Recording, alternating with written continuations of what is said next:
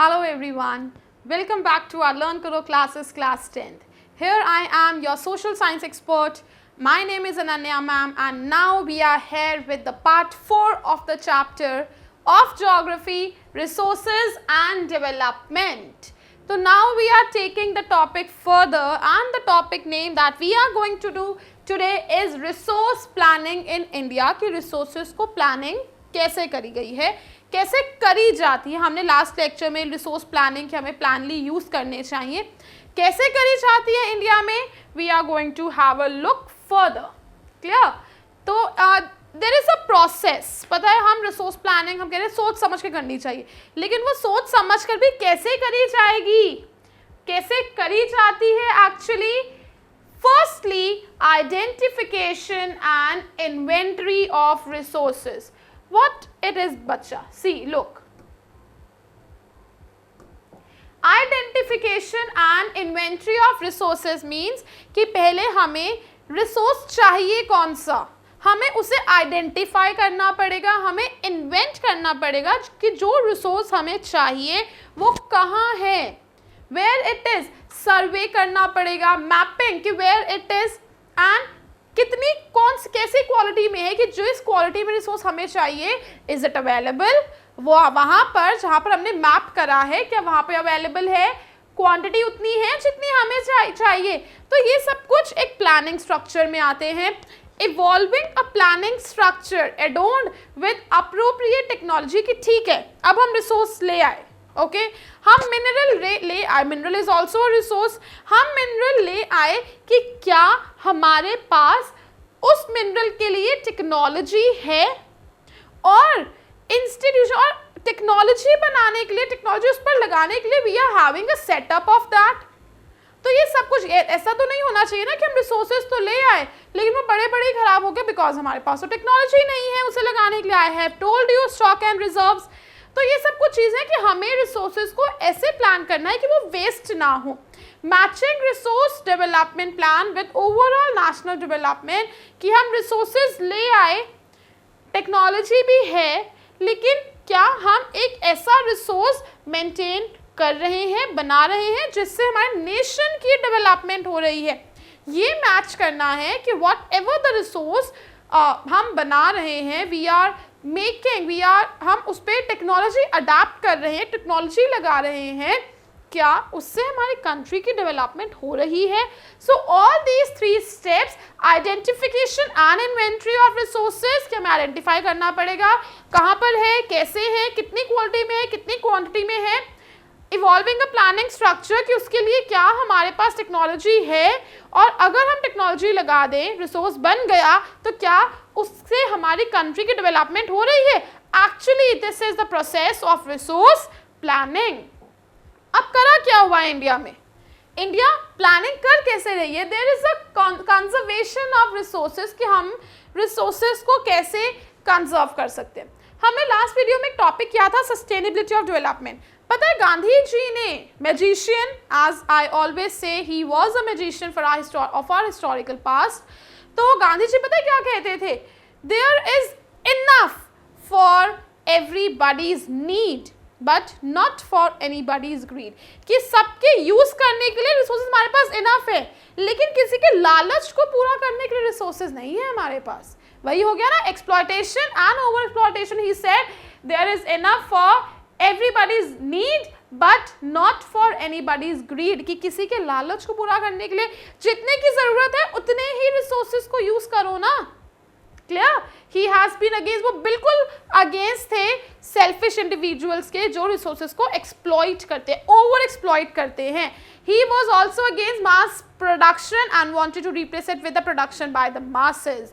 Personally, I adore this line of this saying of Gandhi ji. He was also again वो हमेशा कहते थे कि हमें मास प्रोडक्शन, बहुत सारा प्रोडक्शन नहीं करना है, जितने लोग हैं उनके लिए production according to masses, that how many people are there, जितने मासेस हैं हम उतना ही प्रोडक्शन करें कि जो एक्स्ट्रा है वो वेस्ट ना जाए, एक्स्ट्रा हो ही ना.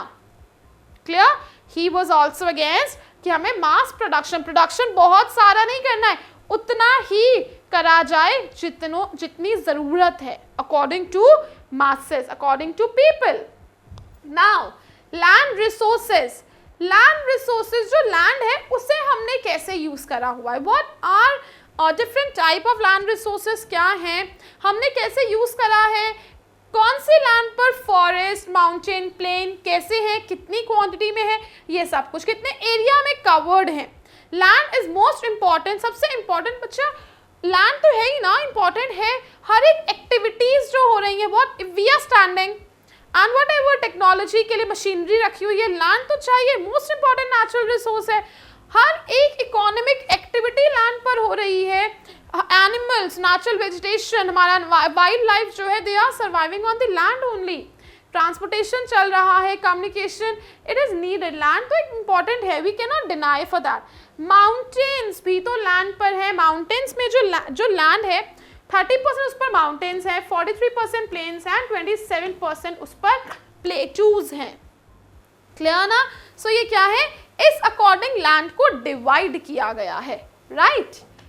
सो now we are coming on to the topic land utilization. Land को कैसे यूटिलाइज करा गया है हमारी कंट्री में. Some of the land is covered with forest, forest से लैंड कवर्ड है. Clear?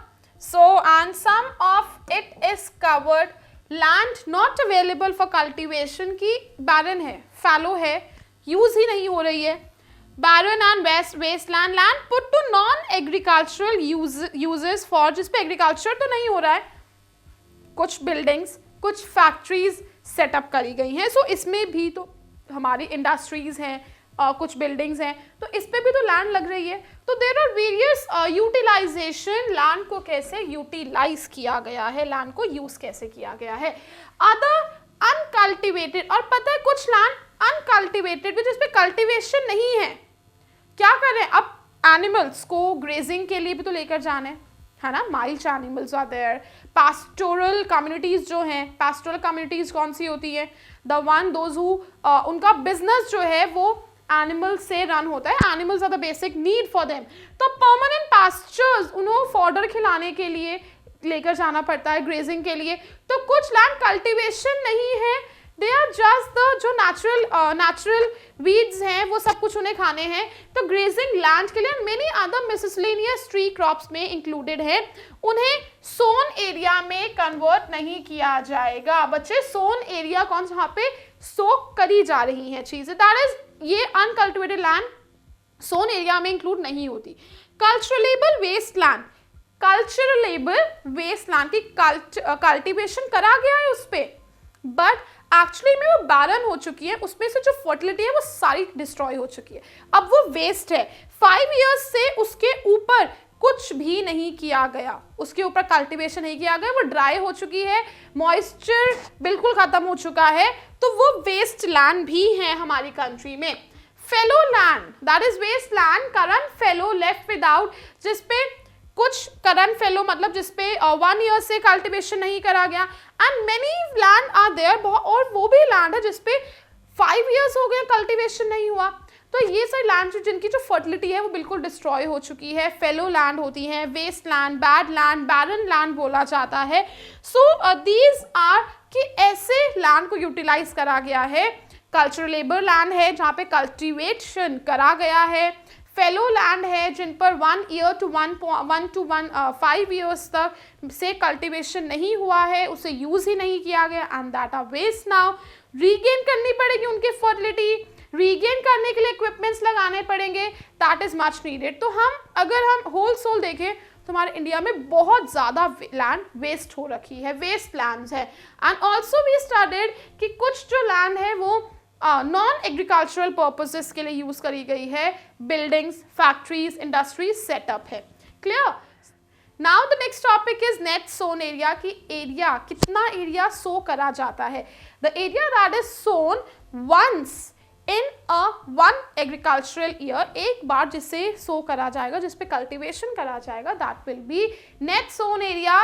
And what they are saying, इसे ग्रॉस क्रॉप्ड एरिया भी बोला जाता है. It is also known as gross cropped area, area that is sown once in one agricultural year. Clear? So in today's lecture we did with the topic fellow land हमने करा कि जो land utilisation है वो कैसे किया गया है, लैंड इंडिया में कैसे यूटिलाइज करी, यूज कैसे करी गई है। बहुत सारी लैंड वेस्ट भी हो रखी है, सोइंग भी हो रही है, that is net sown area.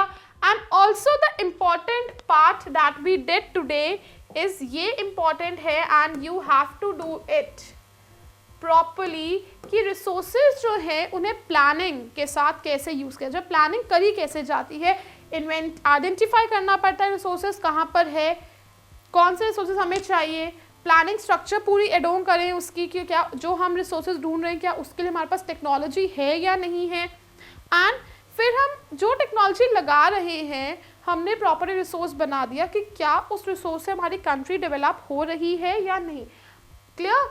सो हमने these two terms are important. Gandhi ji क्या कहते थे, enough for everybody's need but not for anybody's greed, and also we should convert it to the production by masses, हमें उतना ही प्रोडक्शन करना है जितने लोग हैं हमारे पास। So this was the part 4 of your resources and development. Stay tune for the next part. This was Ananya ma'am signing off. Keep learning, keep enjoying.